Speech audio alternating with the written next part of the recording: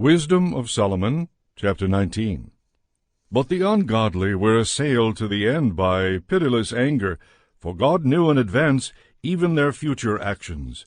How, though they themselves had permitted your people to depart, and hastily sent them out, they would change their minds and pursue them.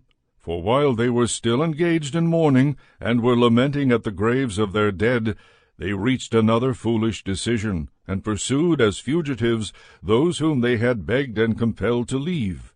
For the fate they deserved drew them on to this end, and made them forget what had happened, in order that they might fill up the punishment that their torments still lacked, and that your people might experience an incredible journey, but they themselves might meet a strange death. For the whole creation in its nature was fashioned anew, complying with your commands, so that your children might be kept unharmed.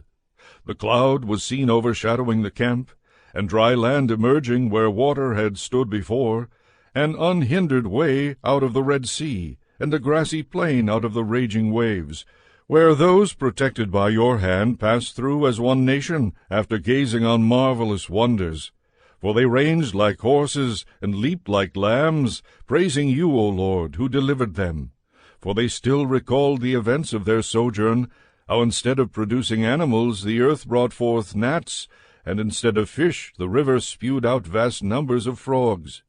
Afterward they saw also a new kind of birds, when desire led them to ask for luxurious food, for to give them relief quails came up from the sea.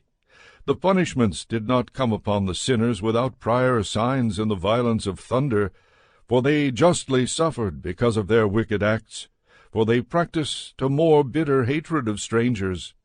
Others had refused to receive strangers when they came to them, but these made slaves of guests who were their benefactors. And not only so, but while punishment of some sort will come upon the former for having received strangers with hostility, the latter, having first received them with festal celebrations, afterward afflicted with terrible sufferings those who had already shared the same rites. They were stricken also with loss of sight, just as were those at the door of the righteous man, when, surrounded by yawning darkness, all of them tried to find the way through their own doors.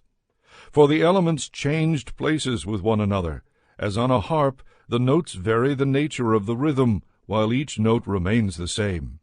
This may be clearly inferred from the sight of what took place.